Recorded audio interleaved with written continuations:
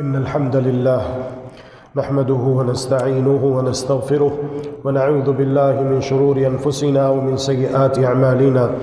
من يهده الله فلا مضل له ومن يضلل فلا هادي له، واشهد أن لا إله إلا الله وحده لا شريك له، واشهد أن محمدا عبده ورسوله. من يطع الله ورسوله فقد رشد واهتدى، ومن يعص الله ورسوله فقد ضل وغوى، ولا يضر الله شيئا. أما بعد، فإن خير الحديث كتاب الله، وخير الهدي هدي محمد صلى الله تعالى عليه وآله وسلم، وشر الأمور محدثاتها، وكل محدثة بدعة، وكل بدعة ضلالة، وكل ضلالة في النار. اللهم صل على محمد وعلى آل محمد كما صليت على إبراهيم وعلى آل إبراهيم إنك حميد مجيد. اللهم بارك على محمد وعلى آل محمد كما باركت على إبراهيم وعلى آل إبراهيم إنك حميد مجيد. يا أيها الذين آمنوا اتقوا الله حق تقاته ولا تموتن إلا وأنتم مسلمون. يا أيها الناس اتقوا ربكم الذي خلقكم من نفس واحدة وخلق منها زوجها وبث منهما رجالا كثيرا ونساء، واتقوا الله الذي تساءلون به والأرحام إن الله كان عليكم رقيبا. يا أيها الذين آمنوا اتقوا الله وقولوا قولا سديدا يصلح لكم أعمالكم ويغفر لكم ذنوبكم، ومن يطع الله ورسوله فقد فاز فوزا عظيما. أما بعد، فأعوذ بالله العظيم وبوجهه الكريم وسلطانه القديم من الشيطان الرجيم، من همزه ونفخه ونفثه. بسم الله الرحمن الرحيم. لقد رضي الله عن المؤمنين إذ يبايعونك تحت الشجرة فعلم ما في قلوبهم فأنزل السكينة عليهم وأثابهم فتحا قريبا. سبحانك لا علم لنا إلا ما علمتنا إنك أنت العليم الحكيم. رب اشرح لي صدري ويسر لي أمري واحلل عقدة من لساني يفقه قولي واجعل لي وزيرا من أهلي. اللهم إنا نسألك علما نافعا ورزقا طيبا وعملا متقبلا. اللهم أرنا الحق حقا وارزقنا اتباعه، وأرنا الباطل باطلا وارزقنا اجتنابه برحمتك يا أرحم الراحمين. برادران मिल्लत व ख़वातीन इस्लाम, मुसलमानों के तीसरे खलीफा सय्यदुना उस्मान इब्न अफ़्फ़ान रज़ियल्लाहु तआला अन्हु को रब्बे ज़ुल जलाल ने बेपनाह खूबियों से नवाजा था। जब से आपने इस्लाम कबूल किया तब से लेकर ता दमे वफ़ात सारी ज़िंदगी इस्लाम के लिए वक़फ़ कर दी थी। आप नेकी के कामों में बहुत आगे होते।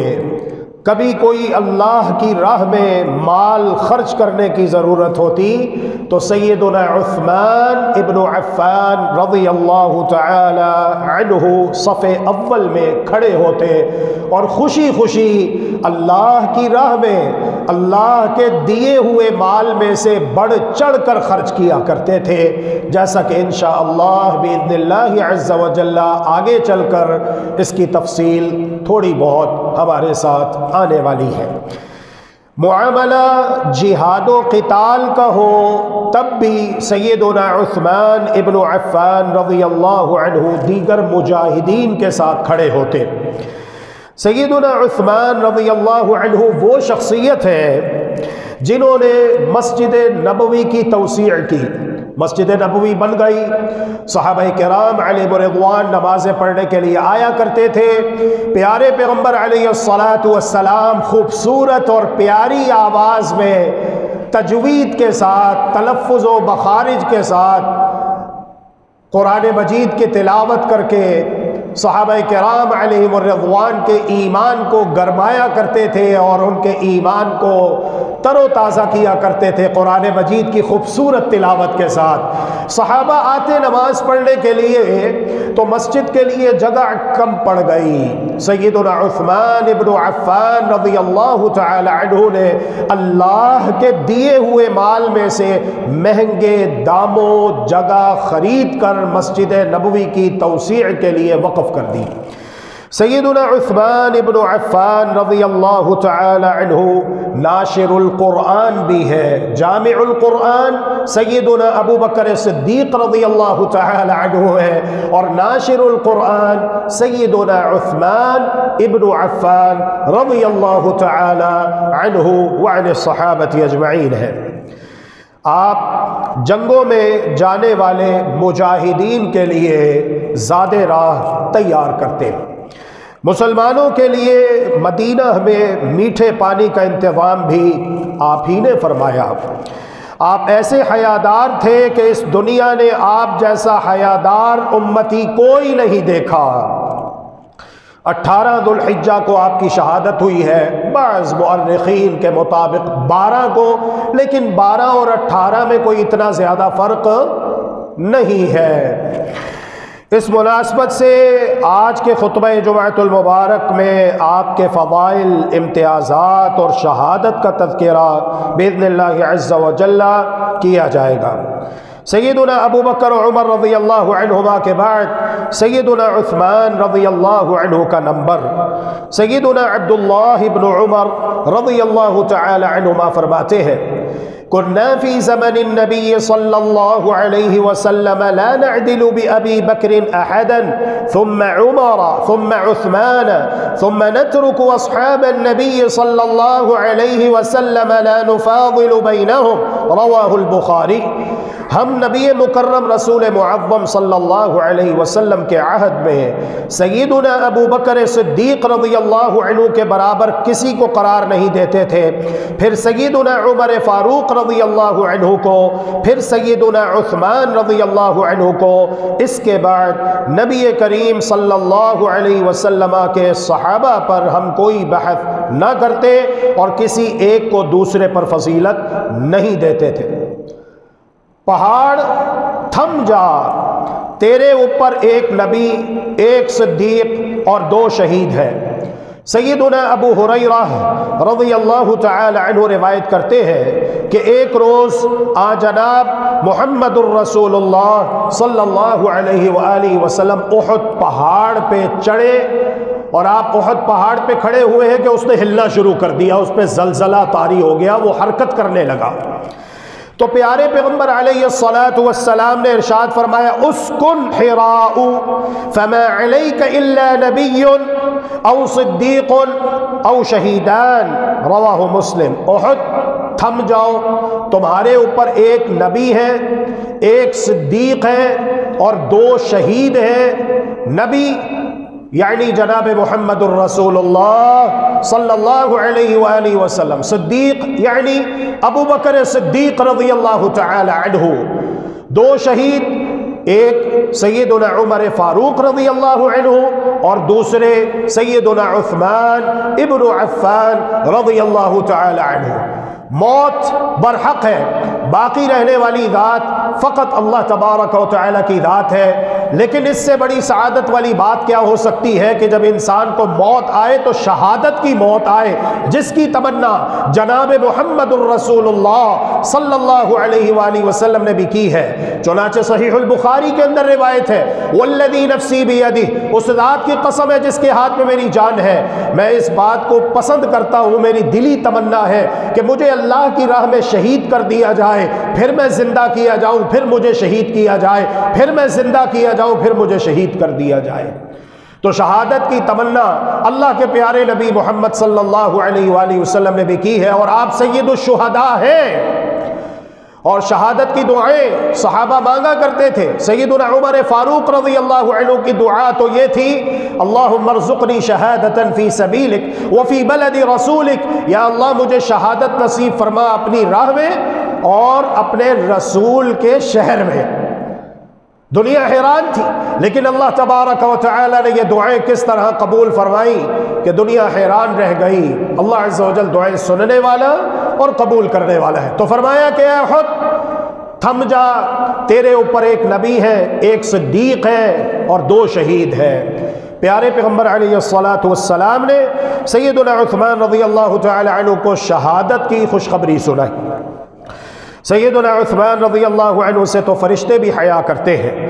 سیدہ عائشہ ام المؤمنین رضی اللہ عنہ بیان کرتی ہے، دخل ابو بکر فلم تهتش له ولم تباله ثم دخل عمر فلم تهتش له ولم تباله ثم دخل عثمان فجلست وسويت ثيابك۔ یا رسول اللہ، میں پردے کے پیچھے بیٹھ کر دیکھ رہی تھی کہ جب جناب ابو بکر داخل ہوئے آپ لیٹے ہوئے تھے تو لیٹے ہی رہے، کہ مبارک پنڈلیوں سے کپڑا ہٹا ہوا تھا تو وہ ہٹا ہی رہا، پنڈلیوں سے کپڑا ہٹا ہوا تھا، یعنی کپڑا تھوڑا سا اوپر کو اٹھا ہوا تھا تو وہ ویسے ہی اٹھا رہا، آپ اٹھ کے نہ بیٹھے اور آپ نے اپنا کپڑا درست نہ کیا۔ پھر سیدنا عمر فاروق رضی اللہ عنہ داخل ہوئے تو آپ لیٹے رہے اور آپ نے اپنا کپڑا جو تھوڑا بہت ٹانگ سے پنڈلی سے اٹھا ہوا تھا آپ نے اسے ویسے ہی رہنے دیا، درست نہ کیا۔ حتیٰ کہ جناب عثمان رضی اللہ تعالی عنہ داخل ہوئے، جب آپ کو بتایا گیا کہ دروازے پہ جناب عثمان کھڑے ہیں اور وہ اندر آنے کی اجازت طلب کر رہے ہیں، تو آپ ان کا نام سنتے ہی فوراً اٹھ کے بیٹھ گئے اور آپ نے اپنے کپڑے درست کر لیے۔ حالانکہ سیدنا ابو بکر و عمر رضی اللہ عنہما کی باری تو آپ نے ایسا نہیں کیا۔ تو پیارے پیغمبر علیہ السلام نے ارشاد فرمایا، اے عائشہ الا استحی من رجل تستحی منہ الملائکہ، کیا میں ایسے شخص سے حیا محسوس نہ کروں جس سے فرشتے بھی حیا محسوس کرتے ہیں؟ نہانے کے لیے داخل ہوتے حمام میں، اگرچہ کہ گھر میں تنہا اکیلے موجود ہیں لیکن پھر بھی کپڑے پہن کر نہایا کرتے تھے۔ اللہ اکبر، اللہ اکبر۔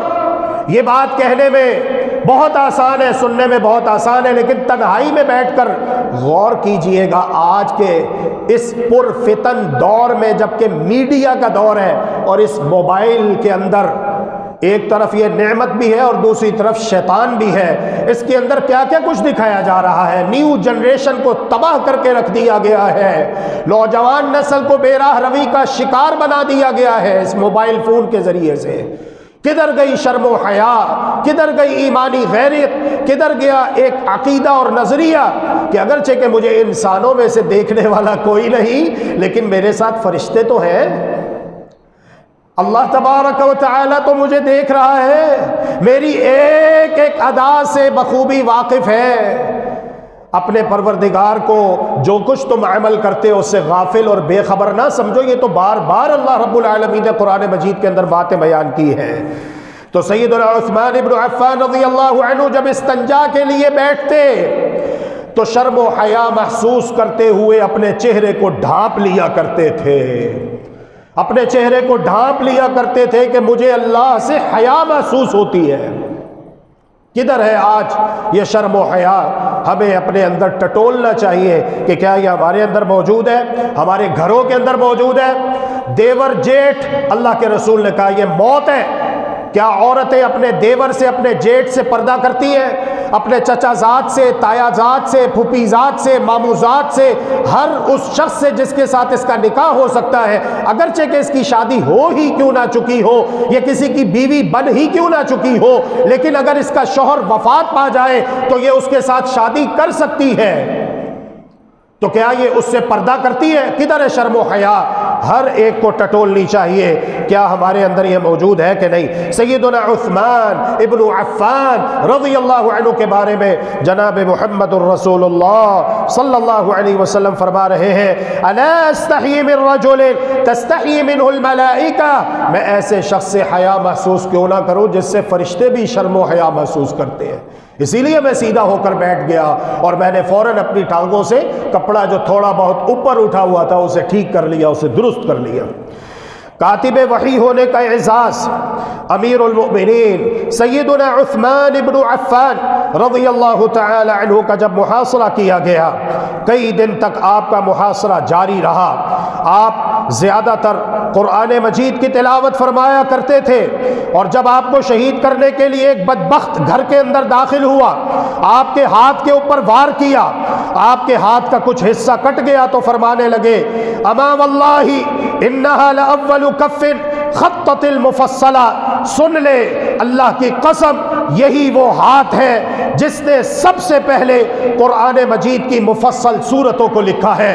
اور بدبخت آج تو نے اس ہاتھ کو کاٹ دیا جو ہاتھ اللہ کا قرآن لکھتا رہا، سورۃ الحجرات لکھتا رہا، سورۃ الذاریات لکھتا رہا، سورۃ الطور لکھتا رہا، سورۃ النجم لکھتا رہا، سورۃ القمر لکھتا رہا، سورۃ الرحمن لکھتا رہا، سورۃ الواقعہ لکھتا رہا، سورۃ الحدید لکھتا رہا، سورۃ المجادلہ لکھتا رہا۔ یہ ساری سورتیں اس ہاتھ نے لکھی ہے۔ اے بدبخت انسان، تو نے آج اس ہاتھ کو کاٹ ڈالا۔ اور یہ فتنے میرے پیارے بھائیوں، اس کو معمولی نہ سمجھا کرو۔ اتنے بڑے مجمع کے اندر ایک آدمی اٹھتا ہے، ایک نعرہ لگاتا ہے اور پورے مجمع کے اندر فتنہ پھیلا کے رکھ دیتا ہے۔ لہٰذا ہم سب کو چاہیے کہ ہم فتنوں کی روک تھام کے لیے، شیطان پتہ نہیں کس روپ میں آ جائے، کسی مولوی کے روپ میں آ جائے، کسی صوفی کے روپ میں آ جائے، کسی قاری کے روپ میں آ جائے، کسی امام کے روپ میں آ جائے، کسی حکمران کے روپ میں آ جائے، کسی لیڈر کے روپ میں آ جائے، پتہ نہیں شیطان کس روپ میں آ جائے۔ شیطان کے پتہ نہیں کتنے روپ ہیں، کس کا دماغ خراب ہو جائے اور وہ اٹھ کے مسلمانوں میں فتنہ اور انتشار پیدا کرنا شروع کر دے۔ نام دیکھو کتنا پیارا ہے، عبداللہ، اللہ کا بندہ، عبداللہ ابن سبا چلا یمن سے پہنچا مدینہ، اور کہتا ہے نعرہ اس نے کیا لگایا فتنہ پیدا کرتے ہوئے، ہر نبی کا وصی ہوتا ہے اور نبی محمد صلی اللہ علیہ وآلہ وسلم کے وصی علی ہے۔ خلافت کا حق عثمان کا نہیں رضی اللہ عنہ، خلافت کا حق تو جناب علی کا ہے۔ اور اس طرح سے اس نے فتنہ پیدا کیا۔ مکہ مدینہ میں تو اسے کامیابی نہیں ملی، منہ کی کھانی پڑی، اس لیے کہ وہاں پر اللہ کے رسول کے تربیت یافتہ صحابہ موجود تھے۔ یہ پھر نکلا، عراق گیا، یمن گیا، مصر گیا، اور وہاں سے اس نے جاہلوں کو اپنے ساتھ ملا لیا۔ 3000 آدمی جمع ہو گئے، حج کرنے کے بہانے مکہ پہنچے، مکہ کے بعد مدینہ آئے، اور مدینہ پہنچ کے مدینہ طیبہ کی گلیوں میں پھیل گئے، اور انہوں نے کہا کہ ہم مدینہ کی گلیوں میں خون کی ندیاں بہا دیں گے اگر ہمارا مطالبہ نہ پورا کیا گیا۔ ان کے ساتھ مذاکرات بھی ہوئے، ڈیبیٹ بھی ہوئی کئی مرتبہ مسجد نبوی میں بیٹھ کر، لیکن کوئی فائدہ نہیں ہوا۔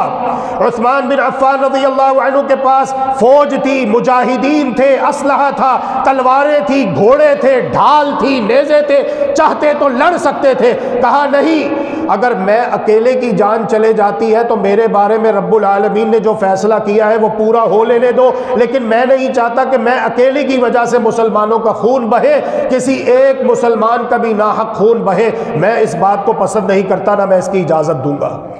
آخر تک ان باغیوں کو سمجھاتے رہے، بلوائیوں کو سمجھاتے رہے، جیسا کہ ابھی تفصیل ہمارے ساتھ آنے والی ہے انشاءاللہ۔ تو یہ کوئی بات ہے؟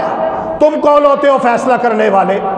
اللہ کے رسول صلی اللہ علیہ وسلم کے صحابہ موجود ہیں، مجلس شورا موجود ہے، مجلس شورا موجود ہے، مسلمانوں کے بڑے موجود ہیں، بزرگ موجود ہیں، پوری کابینہ موجود ہے، پورا ایک سسٹم ہے۔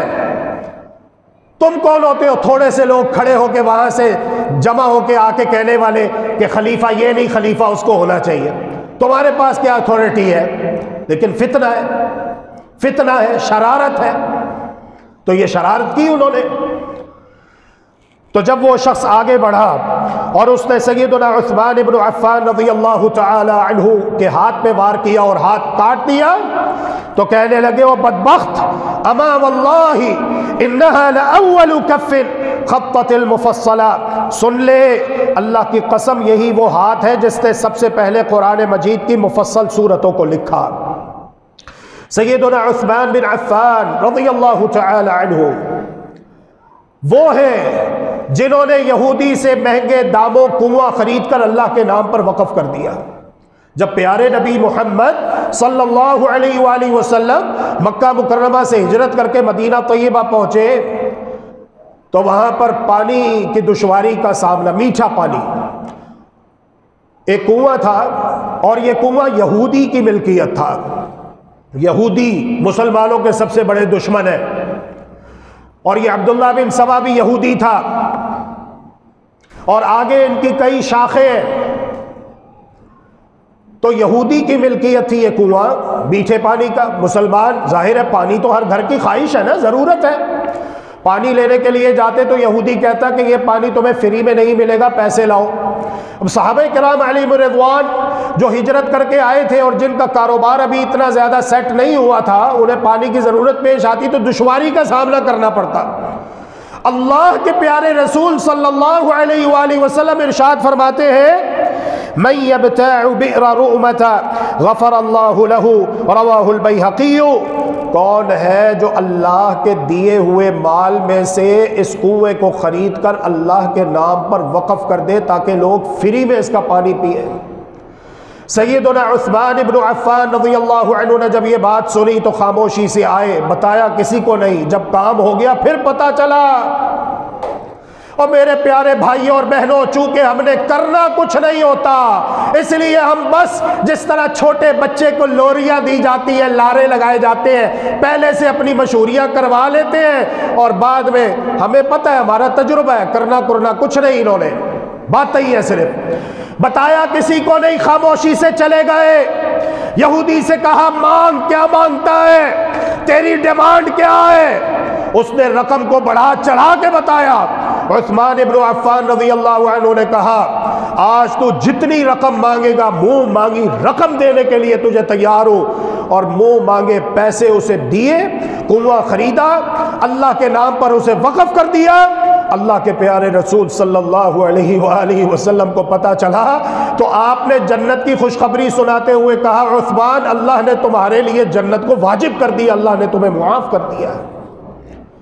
میرے روما مدینہ طیبہ کے اندر یہودی سے مہنگے داموں خرید کر اسے وقف کر دیا. اور میرے پیارے بھائیوں اور بہنوں، مرنے سے پہلے زندگی میں خاموشی کے ساتھ کسی کو پتہ نہ چلے، صرف اللہ رب العالمین کو پتہ ہو، کوئی ایسا کام کر جاؤ جو مرنے کے بعد بھی ہمارے لیے صدقہ جاریہ بن جائے. مسجد نبوی کی توسیع کا اعزاز، اللہ کے پیارے رسول صلی اللہ علیہ وسلم نے ارشاد فرمایا من ابتاع مربد بنی فلان غفر اللہ لہ. کون ہے جو بنو فلاں کی زمین خرید کر مسجد کی توسیع کے لیے وقف کر دے، اللہ اس کو معاف کرے. اور جسے اللہ معاف کر دے اس کا معنی یہ ہے کہ وہ پکا جنتی ہے، اللہ نے اس کو جنت میں داخل کر دیا ہے. سیدنا عثمان ابن عفان رضی اللہ تعالی عنہ کہتے ہیں فابتعته ب20,000، میں نے 20,000 یا 25,000 درہم، جو کہ اس دور میں ایک بہت بڑی رقم ہے، بہت بڑی رقم ہے اس دور میں، آج کے لاکھوں کروڑوں بنتے ہیں. کہتے ہیں کہ میں نے مہنگے داموں وہ زمین جس کی ملکیت تھی اس سے خرید کر اللہ کے نام پر اللہ کی راہ میں وقف کر دی. آج کے بعد عثمان کو ان کا کوئی بھی عمل نقصان نہیں پہنچائے گا. سیدنا عبد الرحمن ابن سمورہ رضی اللہ تعالی عنہ بیان کرتے ہیں رسول اللہ صلی اللہ علیہ وآلہ وسلم نے غزوہ تبوک 9 ہجری، سخت گرمیوں کا موسم ہے، سخت گرمیوں کا موسم ہے، کہا ہم نکل رہے ہیں اللہ کی راہ میں جہاد کے لیے، قتال کے لیے، اسلام کی دعوت کو لے کر، اسلامی جھنڈے کو لے کر نکل رہے ہیں. مال کی ضرورت ہے، لاؤ مال پیش کرو. سیدنا عبد الرحمن ابن عوف رضی اللہ تعالی عنہ نے 80,000 درہم دیے. 80,000 درہم بہت بڑی رقم ہے. اور بھی صحابہ نے پیش کیا جو پیش کر سکتے تھے. جب سیدنا عثمان ابن عفان رضی اللہ تعالی عنہ کی باری آئی تو آپ نے 1,000 اونٹ 70 گھوڑے اور 1000 سونے کے دینار، سونے کی اشرفیاں اللہ کے پیارے رسول صلی اللہ علیہ وسلم کی مبارک جھولی میں لا کر رکھ دی اور آپ کے قدم مبارک میں لا کر پیش کر دی، یا رسول اللہ یہ لے لیجئے، اللہ اسے قبول فرمائے۔ اللہ کے پیارے رسول صلی اللہ علیہ وسلم اپنی مبارک جھولی میں ان اشرفیوں کو اچھالتے جا رہے تھے اور مسکراتے ہوئے کہہ رہے تھے، اے عثمان ما ضر عثمان ما عمل بعد اليوم مرتين، اے عثمان آج کے بعد تمہیں کوئی بھی عمل نقصان نہیں پہنچائے گا، تم جو چاہو کرو، اللہ نے تمہارے لیے جنت کو واجب کر دیا ہے۔ میں نے حساب لگایا اپنے ناقص اور محدود علم کے مطابق کہ یہ جو 1000 سونے کے دینار ہے اور سونے کی اشرفیاں کتنی بنتی ہے۔ کتاب الزکوٰۃ ہے نا صحیح بخاری وغیرہ کے اندر، تو سونے کا نصاب بیان کیا گیا ہے کہ جب آپ کے پاس 20 دینار ہو، 20 دینار، اور ان 20 دینار پر 1 سال گزر جائے اور وہ آپ کی ملکیت ہو، آپ کے قبضے میں ہو، تو اس میں نصف دینار ہے۔ 20 دینار کا اگر وزن کیا جائے تو یہ 7.5 تولے بنتا ہے۔ 7.5 تولہ اگر آپ کے پاس زیور ہے، بسکٹ کی شکل میں ہے، ڈلی کی صورت میں ہے یا زیورات کی صورت میں ہے، استعمال کیا ہے یا ابھی استعمال نہیں کیا، بیٹی کی شادی کے لیے، بیٹے کے لیے رکھا ہوا ہے، الغرض اگر آپ کے پاس اتنا سونا گھر کے اندر موجود ہے تو سال بسال آپ کے اوپر فرض ہے کہ آپ اس کی زکوٰۃ ادا کریں۔ تو 7.5 تولہ یہ 20 اشرفیوں کا وزن بنتا ہے۔ تو 1000 اشرفی اگر آپ فی تولہ موجودہ حساب کے مطابق، مارکیٹ ویلیو کے مطابق جو اس وقت قیمت چل رہی ہے 1 لاکھ کچھ ہے، لیکن ہم 1 لاکھ لگائیں تو یہ تقریباً 3 کروڑ 25 لاکھ روپے بنتے ہیں۔ 3 کروڑ 25 لاکھ روپے بنتے ہیں میرے پیارے مسلمان بھائیوں اور بہنوں۔ اس دور میں بہت بڑی رقم ہے۔ آج ہم کماتے ہیں، دولت اکٹھی کرتے ہیں، لیکن اسلام کی سربلندی کے لیے نہیں، اسلام کی سربلندی کے لیے نہیں، اپنے لیے، اپنے بیوی بچوں کے لیے۔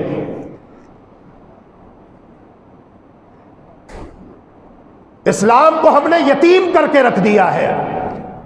اسلام بیان کرنے والے، اسلام کی خدمت کرنے والے، وہ علماء ہو یا مجاہدین ہو، ہم نے انہیں نہتہ کر کے چھوڑ دیا، بے سر و سامان چھوڑ دیا۔ منافقانہ طرز عمل ہمارے اندر آ چکا ہے۔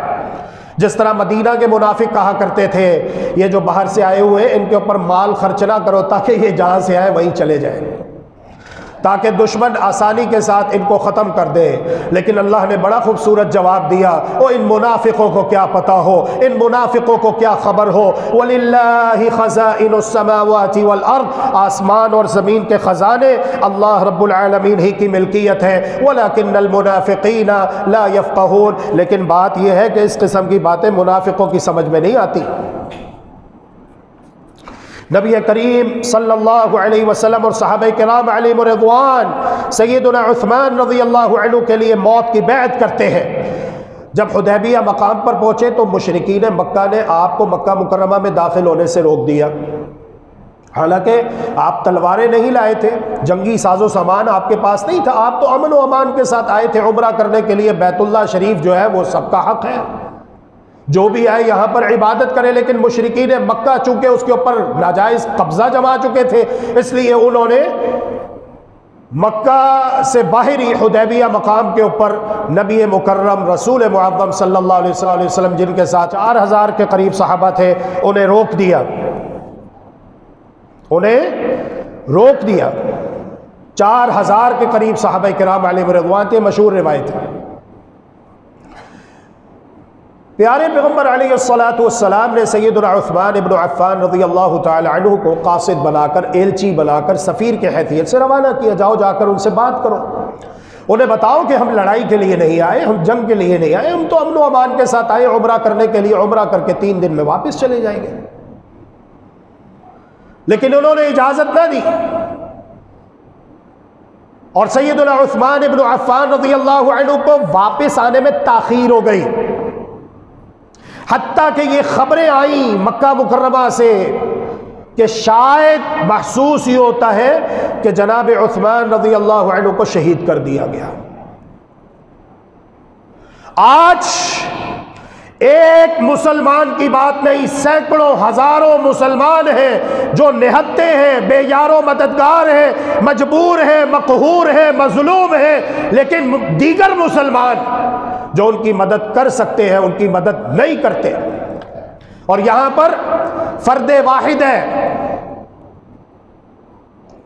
ایک شخصیت ہے سیدنا عثمان ابن عفان رضی اللہ عنہ۔ واپس آنے میں تاخیر ہوئی، اللہ کے پیارے رسول صلی اللہ علیہ وسلم نے کہا بیعت کرو، بیعت کرو اے میرے صحابہ میرے ہاتھ پر، ہم اس وقت تک یہاں سے واپس نہیں جائیں گے جب تک ہم اپنے پیارے عثمان کے خون کا بدلہ نہیں لے لیتے۔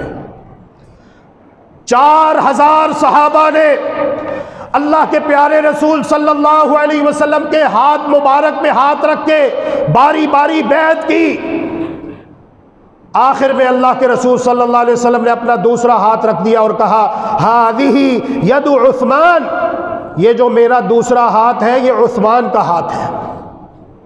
اور اللہ نے قرآن میں کہا اپنے ہاتھوں کو تنہا نہ سمجھنا، ید اللہ فوق ایدیہم، اللہ کا ہاتھ تمہارے ہاتھوں کے اوپر ہے۔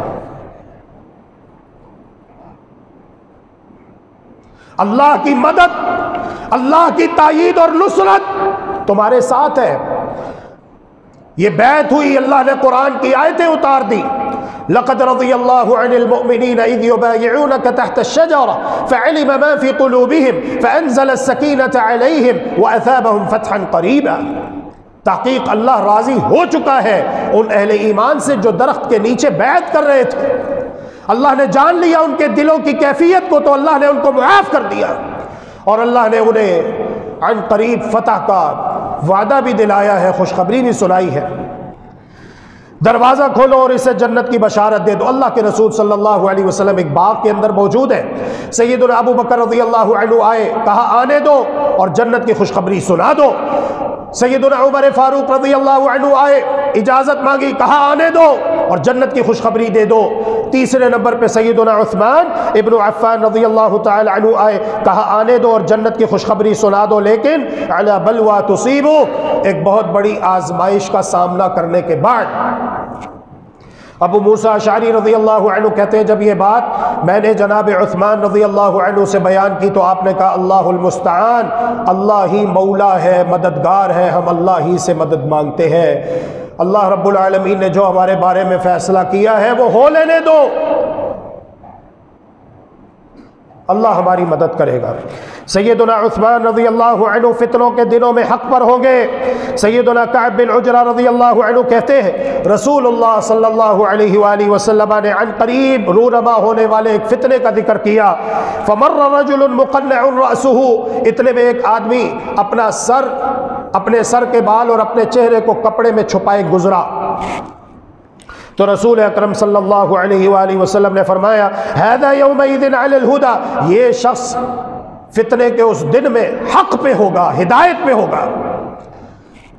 کعب بن عجرہ رضی اللہ عنہ کہتے ہیں فوثبت، میں چھلانگ لگا کے اٹھا اور میں فوراً اس شخصیت کے تعاقب میں گیا اور میں نے انہیں روک لیا اور سلام کر کے کہا کہ ذرا بات سنیے۔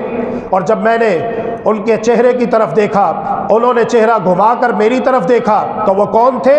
وہ جناب عثمان ابن عفان رضی اللہ تعالی عنہ تھے۔ تو میں نے ان کا کندھا پکڑ کے کہا یا رسول اللہ ھذا، کیا یہ؟ اللہ کے رسول صلی اللہ علیہ وآلہ وسلم نے ارشاد فرمایا ھذا، ہاں یہی شخصیت فتنوں کے اس دور میں اور فتنوں کے ان دنوں میں حق پہ ہوگی۔ سیدنا عثمان رضی اللہ عنہ کی گستاخی کرنے والے کا انجام، ثقہ تابعی ابو نضرہ منذر بن مالک رضی اللہ عنہ بیان کرتے ہیں کننا بالمدینہ، ہم مدینہ طیبہ میں تھے، فسب رجل عثمان، ایک شخص نے عثمان رضی اللہ عنہ کو گالیاں نکالنا شروع کر دی، لعن طعن کرنا شروع کر دیا، فنہیناہ، ہم نے اسے منع کیا، ہم نے اسے روکا، ہم نے اسے ٹوکا، ہم نے اسے تنبیہ کی، لیکن وہ باز نہ آیا۔ پھر کیا ہوا؟ ثم جاءت صاعقۃ فارعدت، بادل کا ٹکڑا جو ہمارے سروں کے اوپر موجود تھا اس سے اچانک خوفناک آواز سنائی دی۔ ثم جاءت صاعقة، پھر ایک بجلی چمکی اور آسمان سے زوردار بجلی اس شخص کے اوپر گری، فاحرقته، اور اسے جلا کر راکھ کر دیا۔ سب لوگوں نے اپنی آنکھوں سے یہ دیکھا کہ وہ شخص جو دنیا کے اندر داماد رسول، اور ایک نہیں بلکہ اللہ کے رسول صلی اللہ علیہ وسلم نے اپنی دو بیٹیاں یکے بعد دیگرے عثمان بن عفان رضی اللہ عنہ کے نکاح میں دی تھی، اللہ کی قسم یہ وہ اعزاز ہے جو کسی نبی کے کسی امتی کو حاصل نہیں ہو سکا۔ اگر یہ اعزاز حاصل ہوا ہے تو صرف اور صرف جناب عثمان بن عفان رضی اللہ عنہ کو حاصل ہوا ہے کہ تمام نبیوں رسولوں کے امام اور سردار جناب محمد الرسول اللہ صلی اللہ علیہ وآلہ وسلم نے آپ کو اپنی ایک نہیں بلکہ اپنی دو بیٹیاں یکے بعد دیگرے آپ کے نکاح میں دی۔ مورخین بیان کرتے ہیں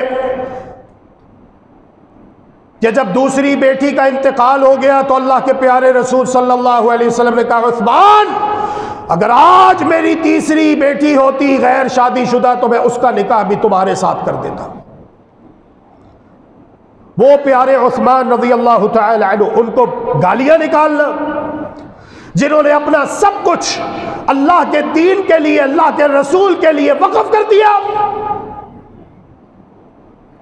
21ویں صدی کا کوئی انسان کھڑا ہو جائے تو ہم یہی کہیں گے اس بیچارے مسکین ان عظیم الشان ہستیوں کو برا کہنے والے کی مثال ایسے ہی ہے جیسے کوئی شخص کروڑوں میل دور سورج کی طرف اپنا منہ اٹھا کے تھوک پھینکے تو سورج کو کوئی نقصان نہیں ہوگا، یہ تھوک اس بیچارے مسکین کے اپنے منہ کے اوپر آئے گا۔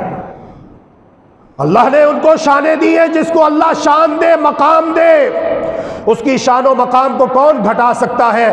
البتہ ایسے لوگ اس قسم کی باتیں کر کے فتنے ضرور پیدا کرتے ہیں۔ اللہ رب العالمین ان فتنہ پروروں کے شر سے امت مسلمہ کو اپنے حفظ و امان میں رکھے۔ وہی بات کہنی چاہیے جو اللہ تبارک و تعالی نے قرآن میں کہہ دی، رضی اللہ عنہم ورضوا عنہ، اللہ ان سے راضی اور یہ اللہ سے راضی ہو چکے ہیں۔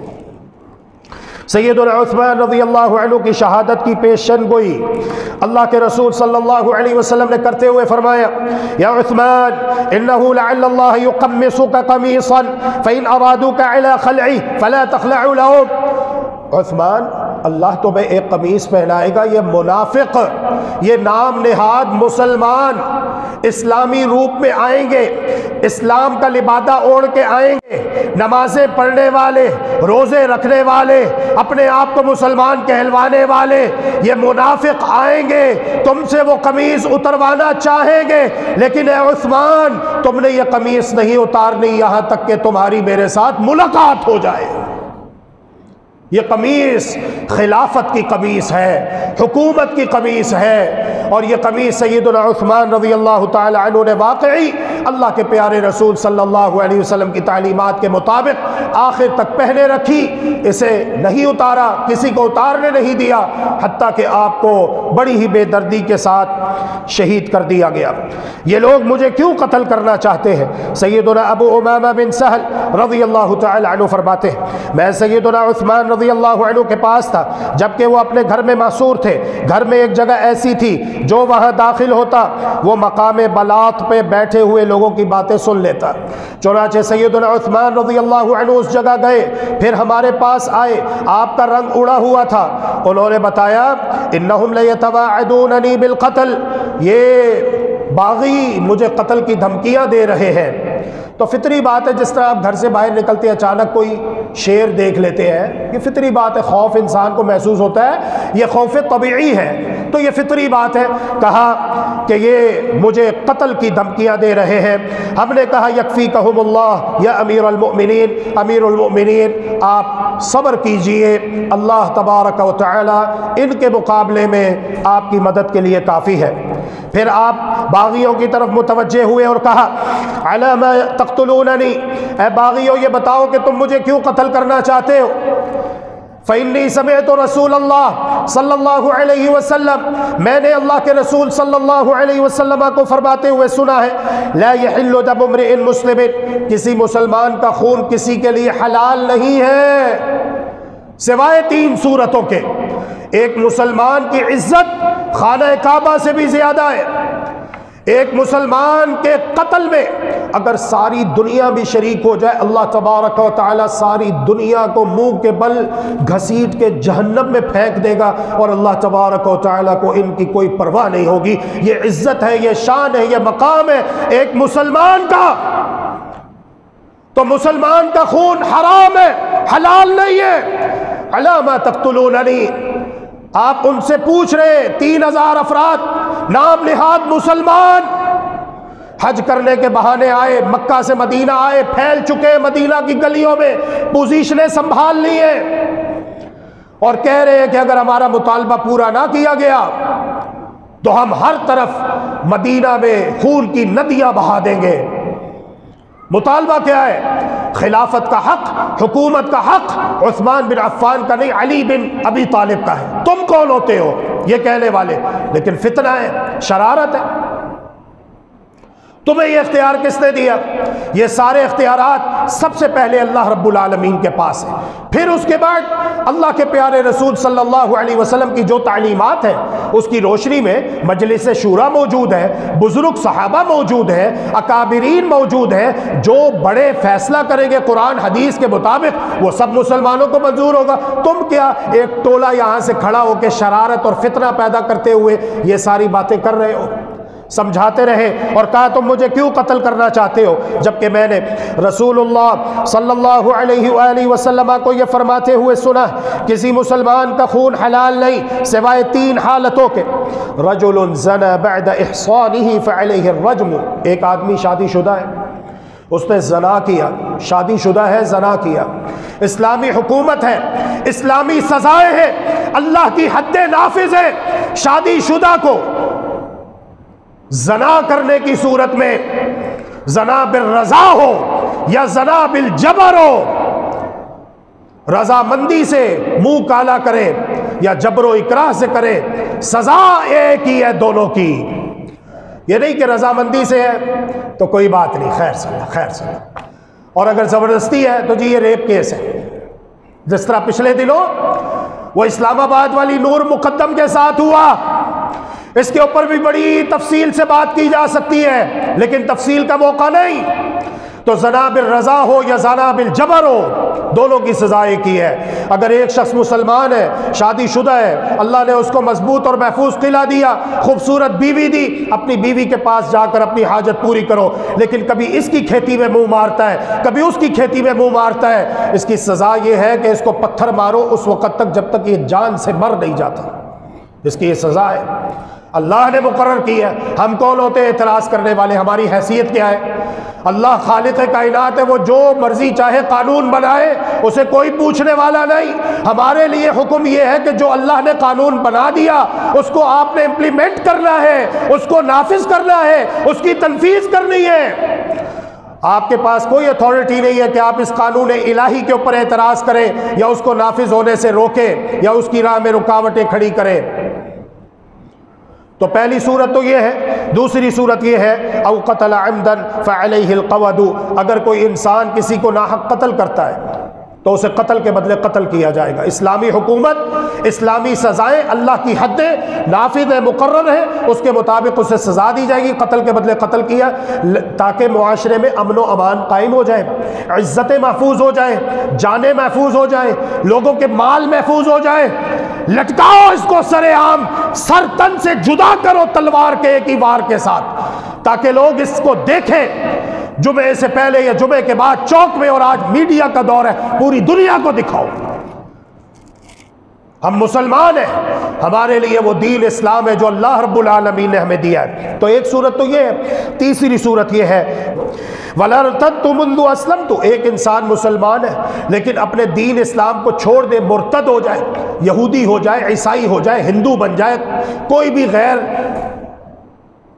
اسلامی مذہب قبول کرے، اسے بھی قتل کر دیا جائے گا کیونکہ وہ مرتد ہو گیا. اللہ کے رسول صلی اللہ علیہ وسلم نے فرمایا من بدل دینہ فاقتلوہ، جو اپنے دین کو تبدیل کر ڈالے اسے قتل کر دو. اللہ کے رسول نے کہا ہے، اللہ رب العالمین نے قانون بنایا ہے، اسلامی حکومت کی ذمہ داری ہے، جو بھی مرتد ہوتا ہے اپنے دین کو تبدیل کرتا ہے اس کو قتل کرتے ہیں. یہ تین حالتیں. تو سیدنا عثمان رضی اللہ عنہ گویا کہ کہنا چاہ رہے ہیں ان باغیوں سے، نہ میں نے زنا کیا ہے شادی کرنے کے بعد، اور نہ شادی کرنے سے پہلے میں نے کبھی زنا کیا، نہ میں نے کسی کا ناحق خون بہایا ہے، اور نہ ہی میں اسلام چھوڑ کر مرتد ہوا ہوں. تو پھر تم مجھے قتل کیوں کرتے ہو؟ تمہارے پاس مجھے قتل کرنے کا کیا جواز ہے؟ کیا دلیل ہے؟ تم کیوں اللہ کی پکڑ سے اتنے بے خوف ہو گئے ہو؟ کیا تمہیں نہیں پتا قیامت کے دن اللہ تبارک و تعالی تمہیں اکیلا اپنی بارگاہ میں کھڑا کر کے پوچھے گا کہ تم نے کیوں قتل کیا تھا؟ اس دن تو جانوروں کے درمیان انصاف کیا جائے گا. اللہ اکبر. انسان تو پھر انسان ہے. تمہیں اللہ کا خوف نہیں آتا؟ سیدنا عثمان رضی اللہ تعالی عنہ کا باغیوں سے لڑائی سے گریز، اسی لیے آپ نے اعلان کیا جو مجھ سے محبت کرتا ہے، مجھے اپنا امیر مانتا ہے اور میری بات سنتا ہے، اطاعت کرتا ہے، وہ اپنا ہاتھ روک لے، اپنی تلوار کو نیام میں رکھے، بے نیام نہ کرے. میں نہیں چاہتا کہ میں اکیلے کی وجہ سے مدینہ طیبہ میں اتنے زیادہ مسلمانوں کا خون بہے. اسی لیے آخر تک مفاہمت کی، مصالحت کی کوشش کرتے رہے. سیدنا علی رضی اللہ تعالی عنہ سیدنا عثمان رضی اللہ عنہ کا بڑا احترام کیا کرتے تھے. جب سیدنا عثمان رضی اللہ عنہ خلیفہ بنے تو سب سے پہلے سیدنا علی رضی اللہ تعالی عنہ نے آپ کے ہاتھ پر بیعت کی. سیدنا علی رضی اللہ عنہ پانی لے کر جا رہے تھے. آج کربلا میں علی اکبر پہ برسنے والے تیروں کا ذکر تو کیا جاتا ہے، لیکن ان تیروں کا ذکر کیوں نہیں کیا جاتا جو سیدنا علی رضی اللہ عنہ کے ہاتھ میں پکڑے ہوئے مشکیزوں پر چلائے گئے، سیدنا علی پہ چلائے گئے. 40 دن ہے، روزہ رکھا ہوا ہے، کھانا لے جانے کی اجازت نہیں، پانی لے جانے کی اجازت نہیں. پیارے علی کو پتہ چلتا ہے مشکیزے میں پانی بھر کے لے جا رہے، باغیوں نے دیکھ لیا، آپ کے اوپر تیروں کی بوچھار کر دی. ہاتھ میں پکڑے ہوئے مشکیزے کو جب تیر لگتے ہیں مشکیزہ ٹوٹ جاتا ہے. سیدنا علی رضی اللہ تعالی عنہ نے اپنے سر کے اوپر سیاہ رنگ کی پگڑی پہنی ہوئی تھی، آپ نے پگڑی اتار کر ہوا میں اچھال دی.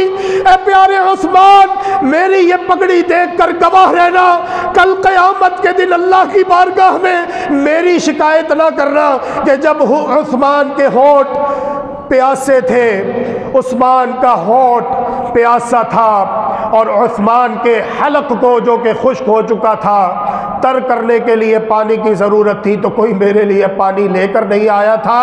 اے پیارے عثمان، گواہ رہنا اپنی پگڑی کو ہوا میں اچھال دیا، گواہ رہنا کہ میں پانی لے کر آ رہا تھا، لیکن یہ باغی، یہ فتنہ پرداز، یہ بلوائی مجھے آپ تک یہ پانی لے کر پہنچنے نہ دے. سیدنا علی رضی اللہ عنہ پانی لے کر جا رہے تھے، باغیوں نے تیر مار کر مشکیزہ توڑ دیا. آپ نے سیاہ رنگ کی پگڑی باندھ رکھی تھی، اسے سر سے اتار کر ہوا میں لہرا دیا. سیدنا علی رضی اللہ عنہ مدینہ منورہ کے بازار احجاز الزید پہنچے تو انہیں سیدنا عثمان رضی اللہ عنہ کی شہادت کی خبر موصول ہوئی، جسے سن کر آپ فرمانے لگے اللہم انی ابرأ الیک من دمہ ان اکون قتلتہ او حرضت علی قتلہ. اے اللہ، میں آپ کی بارگاہ میں اپنی برات کا اعلان کرتا ہوں کہ میرا قاتلین عثمان کے ساتھ دور دور کا بھی کوئی تعلق واسطہ نہیں ہے. اور ایک اور روایت میں ہے سیدنا علی رضی اللہ تعالی عنہ قاتلین عثمان پر لعنت بھیجا کرتے تھے. لعن اللہ قتلۃ عثمان فی السہل والجبل والبر والبحر. اللہ تعالی لعنت فرمائے عثمان کے قاتلوں پر، خشکی میں بھی، تری میں بھی، میدانوں میں بھی اور پہاڑوں پر بھی. آخری بات، 40 دن گزر چکے ہیں، کھانے پینے کی سہولیات سے محروم ہیں، مسلسل بھوک و پیاس برداشت کر رہے ہیں، لیکن قرآن مجید کی تلاوت ہے، نوافل کا اہتمام ہے، روحانی خوراک الحمدللہ موجود ہے. اس لیے اللہ کی مدد شامل حال رہی. اور دنیا سے رحلت کرنے سے پہلے جس دن آپ کو شہید کیا گیا، اس دن کی رات آپ نے ایک خواب دیکھا۔ سیدنا عبداللہ ابن عمر رضی اللہ عنہما فرماتے ہیں سیدنا عثمان رضی اللہ عنہ نے ایک مرتبہ لوگوں سے باتیں کرتے ہوئے فرمایا رأیت رسول اللہ صلی اللہ علیہ وسلم و ابا بکر و عمر قالوا افطر عندنا اللیلہ، رات مجھے خواب میں اللہ کے پیارے رسول صلی اللہ علیہ وسلم کی زیارت کا شرف حاصل ہوا ہے، ابو بکر و عمر رضی اللہ عنہما کی زیارت کا شرف حاصل ہوا ہے، اور ان سب نے مجھے یہ خوشخبری سنائی ہے کہ آج کے دن آپ اپنا روزہ جنت میں آ کر ہمارے ساتھ افطار کریں گے۔ سیدنا عثمان رضی اللہ عنہ دوران محاصرہ کئی بار لوگوں کو سمجھا چکے، کئی بار انہیں اللہ سے ڈراتے، ان کے سامنے اپنی پاک دامنی کا اظہار کرتے، انہیں قتل کرنے سے روکتے، مگر لوگوں پر کسی بات کا اثر نہ ہوا، وہ مسلسل آپ کو شہید کرنے کے در پہ تھے۔ سیدنا عثمان رضی اللہ عنہ اپنے کمرے میں قرآن کریم کھولے تلاوت فرما رہے تھے، اندر ایک آدمی داخل ہوا جسے الموت الاسود کہا جاتا تھا، اس نے آپ کا گلا گھونٹا، پھر دوبارہ گلا گھونٹا، پھر وہ بدبخت باغی باہر نکلا اور بولا واللہ ما رأیت شیئا قط هو الین من حلقه واللہ لقد خنقته حتی رأیت نفسه مثل نفس الجان تردد فی جسدی، اللہ کی قسم میں نے ان کے حلق سے زیادہ نرم کبھی کوئی چیز نہیں دیکھی، کیونکہ وہ ضعیف العمر تھے۔ اللہ کی قسم میں نے ان کا گلا گھونٹا، یہاں تک کہ میں نے ان کی سانس کو یوں اکھڑتا ہوا دیکھا جیسے کسی سانپ کا سانس اس کے جسم میں ہوتا ہے، یعنی جیسے سانپ موت کے وقت تڑپتا ہے ایسے ہی سیدنا عثمان تڑپے تھے۔ پھر ایک اور آدمی اندر داخل ہوا، اس نے آپ پر وار کیا جو آپ کے ہاتھ پر لگا، جس سے آپ کا ہاتھ کٹ گیا۔ سیدنا عثمان رضی اللہ عنہ فرمانے لگے اللہ کی قسم یہ وہ ہاتھ ہے جس نے قرآن مجید کی سورۃ الحجرات سے لے کر سورۃ الناس تک سورتوں کو لکھا ہے۔ اسی عالم میں سیدنا عثمان ابن عفان رضی اللہ تعالی عنہ اس فانی دنیا کو چھوڑ کر دار الآخرہ کی طرف چل بسے، اور جب آپ کی شہادت ہوئی ہے قرآن مجید آپ کے سامنے کھلا پڑا تھا، قرآن کی تلاوت کر رہے تھے، اور جب آپ کو شہید کیا گیا ہے آپ کے خون کا قطرہ پہلا جو ٹپکا ہے وہ قرآن مجید کی اس آیت پر پہلے سپارے کا آخری صفحہ ہے، مقام فَسَيَكْفِيكَهُمُ اللَّهُ وَهُوَ السَّمِيعُ الْعَلِيمُ صِبْغَةَ اللَّهِ وَمَنْ أَحْسَنُ مِنَ اللَّهِ صِبْغَةً وَنَحْنُ لَهُ عَابِدُونَ۔ ان کے مقابلے میں اللہ رب العالمین اکیلا آپ کی مدد کے لیے کافی ہے، یہ اللہ کا رنگ ہے، اور اللہ کے رنگ سے خوبصورت رنگ اور کس کا ہو سکتا ہے؟ وَنَحْنُ لَهُ عَابِدُونَ، اور ہم سب اسی ہی کے لیے عبادت گزار ہیں۔ اقول قولی هذا واستغفر الله لي ولكم ولسائر المسلمين من كل ذنب فاستغفروه وتوبوا اليه انه هو الغفور الرحيم، واخر دعوانا ان الحمد لله رب العالمين۔ الحمدللہ والصلاة والسلام علی رسول اللہ وعلی آلہ وصحبہ وآلہ وبعد۔ کیا نماز جنازہ میں سورہ فاتحہ پڑھنا ثابت ہے؟ کیا نماز جنازہ کے بعد میت کو دفنانے سے پہلے اجتماعی دعا ثابت ہے؟ پہلے بھی کئی ایک مرتبہ سوالات ہوئے ہیں، لیکن ایک دو لوگ ہیں، اور میں اس لیے بھی محتاط ہوں کہ عثمان رضی اللہ عنہ کا واقعہ ہم نے پڑھا ہے، تو اب ہمیں اور زیادہ محتاط ہو جانا چاہیے کہ وہ فتنہ پیدا کرتے ہیں۔ دیکھیں مجھے نہیں پتا آپ کس مسجد سے تعلق رکھتے ہیں، آپ کی مسجد میں پورا ہفتہ کیا حالات ہوتے ہیں، مجھے نہیں پتا۔ میرے لیے آپ سب برابر ہیں، اس مسجد کے نمازی ہو یا کسی اور مسجد کے نمازی ہو۔ سوال کا جواب دینے سے پہلے میں یہ وضاحت کرنا ضروری سمجھتا ہوں کہ خطبہ جمعہ میں الحمدللہ جامع مسجد حاضہ میں صرف اس مسجد کے نمازی نہیں آتے، صرف اس مسجد کے قرب و جوار سے نمازی نہیں آتے، بلکہ جہاں تک میری معلومات ہیں الحمدللہ رب العالمین نمازی ملتے ہیں، اپنا تعارف کرواتے ہیں۔ اس لیے میں یہ بات کرنے لگا ہوں، واپڈا town, Gulshan Lahore society, Tariq garden, Valencia town, P I A society, U E T society, Shaukat Khanum hospital کے پاس سے کافی دوست آتے ہیں، جوہر ٹاؤن سے آتے ہیں، ٹاؤن شپ سے آتے ہیں، ٹھوکر کی طرف سے، بحریہ ٹاؤن، اور بھی کئی علاقوں سے احباب الحمدللہ اس مسجد میں خطبہ جمعہ سننے کے لیے آتے رہتے ہیں، تشریف لاتے ہیں۔ تو سوال کوئی بھی پوچھ سکتا ہے، مجھے پریشان نہ کیا کرے، نہ فتنہ پیدا کیا کرے کہ جی یہ سوال کس نے پوچھا، مجھے نہیں پتا۔ میں نے کہا اس مسجد میں کیا ہوا یا کسی اور مسجد میں کیا ہوا، میرے پاس ایک سوال آتا ہے اور جب میں جواب دیتا ہوں تو وہ سب کے لیے ہوتا ہے۔ اس لیے اپنے ذہنوں کو صاف ستھرا رکھیں، فتنوں سے بچیں۔ بات یہ ہے کہ نماز جنازہ کو اللہ تبارک و تعالی نے قرآن مجید میں نماز کہا ہے، نماز جنازہ کو اللہ تبارک و تعالی نے قرآن مجید میں نماز کہا ہے، وَلَا تُصَلِّ عَلَىٰ أَحَدٍ مِّنْهُمْ مَاتَ أَبَدًا وَلَا تَقُمْ عَلَىٰ قَبْرِهِ، تفصیل نہیں ہے، وقت نکالیں، پورا ہفتہ ہوتا ہے آپ کے پاس، علم حاصل کریں کسی مستند استاد سے، میں صرف آپ کو پوائنٹ بتا رہا ہوں۔ دوسری بات یہ ہے، ایک تو یہ ہو گئی کہ قرآن مجید میں اللہ تبارک و تعالی نے نماز جنازہ کو بھی نماز کہا ہے، ٹھیک ہے۔ اب دوسری بات یہ ہے کہ ہمارے پیارے نبی محمد صلی اللہ علیہ وآلہ وسلم نے ارشاد فرمایا، لا صلاۃ، نہیں ہوتی کوئی بھی نماز، لمن لم یقرأ بفاتحۃ الکتاب، جو سورہ فاتحہ نہیں پڑھتا، خواہ امام ہو یا مقتدی ہو، نماز جہری ہو یا سری ہو، نماز فرض ہو یا نفل ہو، نماز جمعے کی ہو یا جنازے کی ہو، کوئی بھی نماز جو نماز ہے جب تک اس میں سورہ فاتحہ نہیں پڑھی جائے گی تو وہ نماز نہیں ہے۔ لہذا اللہ تبارک و تعالی نے قرآن میں نماز جنازہ کو کیا کہا ہے؟ ہاں کیا کہا؟ نماز کہا۔ کیا کہا؟ نماز کہا۔ تو اور پیارے نبی محمد صلی اللہ علیہ وآلہ وسلم نے ارشاد فرمایا، جس نماز میں سورہ فاتحہ نہ پڑھی جائے وہ نماز ہی نہیں ہے۔ کیا نماز جنازہ کے بعد میت کو دفنانے سے پہلے اجتماعی دعا ثابت ہے؟ بالکل ثابت نہیں ہے، مر گیا مردود، نہ فاتحہ نہ درود۔ اور میرے پیارے مسلمان بھائی اور بہنوں، اس طرح کی باتیں نہ کیا کرو، ایسی باتیں کیا کرو جس سے آپس میں پیار محبت پیدا ہو۔ الحمدللہ ہم نماز جنازہ میں سورہ فاتحہ پڑھتے ہیں اور اپنے نمازی بھائیوں سے بھی کہتے ہیں آپ بھی سورہ فاتحہ پڑھو، پھر آپ کس طرح کہتے ہو مر گیا مردود، نہ فاتحہ نہ درود؟ یہ کون سا انداز ہے؟ کون سی پیار محبت والی باتیں ہیں؟ یہ کون سی پیار محبت والی باتیں ہیں؟ وہ باتیں کرنی چاہیے جس سے پیار محبت پیدا ہو۔ تو الحمدللہ فاتحہ پڑھتے، نماز جنازہ میں دعائیں مانگیں، کس نے منع کیا؟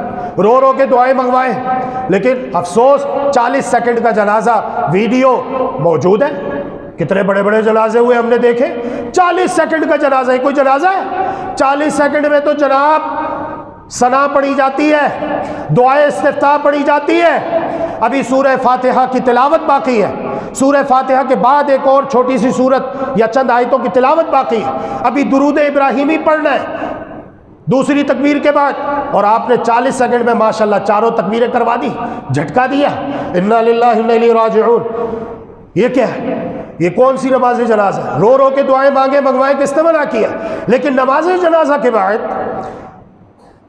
دعا مانگنا ہاتھ اٹھا کے میت کو دفنانے سے پہلے، یہ ہمارے پیارے نبی محمد صلی اللہ علیہ وسلم سے ثابت نہیں ہے۔ میرے پیارے بھائی اور بہنوں، میں ایک بات کہا کرتا ہوں، بات مذہبی منافرت کی نہیں ہے، فرقہ واریت کی نہیں ہے۔ الحمدللہ ہماری پوری کوشش ہوتی ہے کہ ہم امن کی، اتحاد کی، اتفاق کی بات کریں، اس کو مسئلہ سمجھنا سمجھانا کہتے ہیں۔ جب تک ہمارا عقیدہ ایک نہیں ہوگا، ہماری سوچ ایک نہیں ہوگی، ہمارا نظریہ ایک نہیں ہوگا، دین پہ چلنے کا فکر ایک نہیں ہوگا، اس وقت تک اتحاد کیسے ہو سکتا ہے؟ اختلاف باقی رہے گا۔ تو اس اختلاف کو ختم کرنے کے لیے مسئلے کو سمجھنا ہے قرآن اور حدیث کی روشنی میں، اور اگر کوئی سمجھا رہا ہو تو اس کا شکریہ ادا کرنا ہے، اس کو جزاک اللہ کہنا ہے۔ نہیں دل کرتا ماننے کو نہ مانے، لیکن مخالفت تو نہ کرے، گالیاں تو نہ نکالے، برا تو نہ کہے، دعائیں دے، نہیں دے سکتے تو خاموش رہے، اللہ آپ کا بھی بھلا کرے، اللہ ہم سب مسلمانوں کو بھلا کرے۔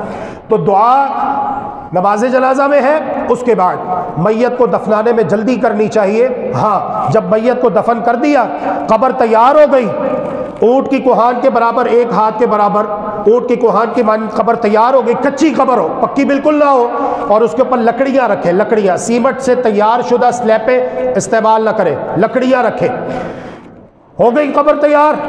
اب اللہ کے پیارے رسول صلی اللہ علیہ وسلم فرماتے، سلوا لأخیکم التثبیت فإنہ الآن یسأل، اپنے بھائی کے لیے ثابت قدمی کا سوال کرو، اس سے سوال پوچھے جا رہے ہیں، منکر نکیر آتے ہیں اور پوچھتے ہیں من ربک ما دینک من نبیک۔ اللہ رب العالمین اب سب سے راضی ہو، اللہ تبارک و تعالی ہمارے اندر جنتیوں والی اچھی صفات پیدا فرمائے اور جہنمیوں والی بری صفات سے ہمیں محفوظ رکھے۔ جو بیمار ہیں اللہ تبارک و تعالی ان کو شفائے کامل عاجلہ عطا فرمائے، جو پریشان ہیں اللہ تبارک و تعالی ان کی پریشانیاں دور فرمائے، جو بے اولاد ہیں اللہ تعالی ان کو نیک صالح اولاد عطا فرمائے۔ ربنا آتنا فی الدنیا حسنہ وفی الآخرۃ حسنہ وقنا عذاب النار، ربنا تقبل منا انك انت السميع العليم وتب علينا انك انت التواب الرحيم واغفر لنا وارحمنا انك انت الغفور الرحيم، وصلى الله وسلم على نبينا محمد وعلى آله وصحبه اجمعين برحمتك يا ارحم الراحمين۔